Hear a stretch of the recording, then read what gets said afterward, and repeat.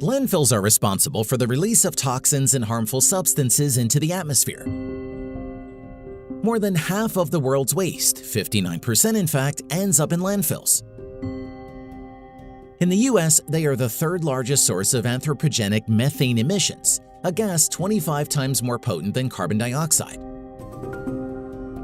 Methane alone accounts for nearly 15% of the country's total emissions and is associated with air and water pollution as well as biodiversity loss and land degradation. But this does not apply to Sweden. This is the only country in the world that recycles all its garbage and, in addition, buys it from other countries. The Swedes have learned to make big money out of garbage. So, how do they turn trash into gold? We will talk about that in this video.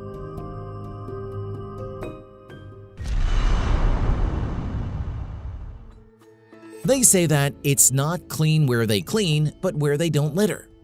But the Swedes managed to change it into it's clean where they repair, share, and recycle. 1% of that is exactly how much garbage ends up in Swedish landfills. According to the Avfallsverige Swedish Waste Management Association, Sweden now recycles more than 99% of household waste. The recycling system works so well that almost all developed countries that are not indifferent to their own ecology take an example from it.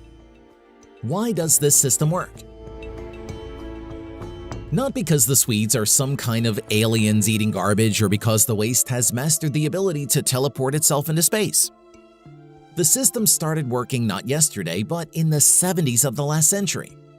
Sweden, which has a harsh climate and is completely dependent on natural gas supplies, decided to radically change the energy situation. Experts calculated that each Swede produced about 1.5 kilograms of garbage a day.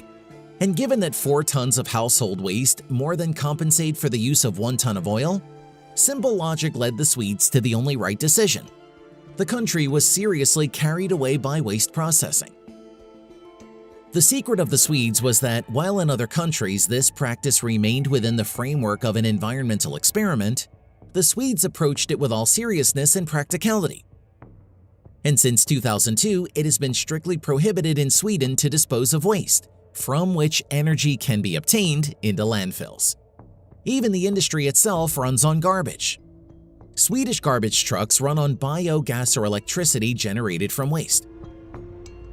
Waste incineration plants operating on the waste-to-energy technology are replacing nuclear power plants in Sweden.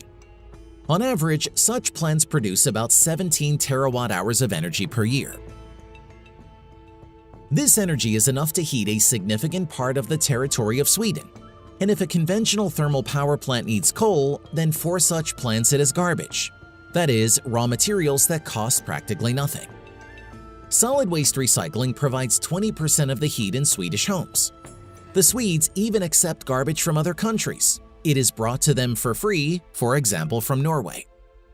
Neighbors are only too happy to get rid of garbage, but for the Swedes, this is essentially an energy resource. For every 1 ton of garbage, incineration plants receive $43. For instance, in 2014, Sweden received 2.3 million tons of garbage from Norway, Ireland, and the UK. So, in addition to raw materials for heat energy, Sweden received the profit of almost $100 million. But Sweden doesn't live off garbage alone. The Swedes themselves admit that incineration is not that good. Burning an old thing and making a new one consumes much more energy than recycling. In addition, burning garbage releases CO2, which exacerbates the greenhouse effect. Therefore, the population is strongly encouraged to sort garbage and hand it over for recycling. For the convenience of residents, sorting stations have been installed throughout the country, located in supermarkets, municipal institutions, and even in the subway. Now in Sweden, 48% of household waste is recycled, while the rest goes to incinerators. For example, the fibers contained in paper are restored up to 7 times. Plastic is recycled and used to make new things up to 7 times. Waste recycling has opened up new business opportunities. Some are selling battery-derived lead, some are turning tires into fiber for artificial football turf flooring. and some are turning old newspapers into eco-friendly shovels to clean up after dogs and cats. Moreover, Sweden produces the most e-waste of any EU country, around 200,000 tons annually. Since 2014, all retailers of equipment in the country have been obliged to accept broken, obsolete equipment for recycling on an exchange basis. When you buy a new computer, you have the right to return the old one at the same time and get a discount.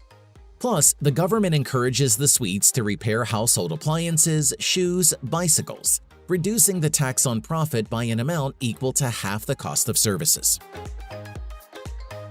The system of fines, explanatory work, and active social advertising help to accustom the Swedes to conscious sorting. In many kindergartens in Sweden, children learn how to make garden compost from potato peels and other food scraps. And recycling is generally a separate subject in the curriculum next to physical education and music. In addition, sharing services are actively developing where instead of buying things and owning them in splendid isolation, people share everything they can, from cars and housing to skis and bicycles. It's reached the point where a whole new genre of commercials appeared in Sweden, namely Pantamera, which literally means recycle more. A bright environmentally friendly future in Sweden means the so-called circular economy, as we weren't lying when we said that the Swedes turn garbage into gold. They make serious money on it. The classical approach or linear production is when we take resources from the environment and return them back, but already in the form of garbage in landfills. The circular economy hopes to turn this straight line into a circle by recycling all or almost all waste, reusing that raw material for the production of things or energy, and so on ad infinitum as long as it is expedient. It is difficult to say whether the rest of the world shares this approach, but the developed powers are trying to learn from the experience of the Swedes. So in Japan, they learned to build islands from plastic. The artificial island Odaiba in Tokyo Bay was created from compressed garbage. Parks, factories, an airport, as well as an elite residential complex are already located on its territory. The land of the rising sun is no less scrupulous in its approach to internal ecology issues, and now everything from sportswear to carpets is made from recycled materials. So far, many countries are still far from a waste-free Swedish life. For this, they would have to at least reconsider their relationship with plastic bags and refuse to take them at the checkout in the store, even for free. In other words, change their minds. Discover the inner Swedes in you, and the next time you go to the store, take not a plastic bag, but a special grocery bag shopper.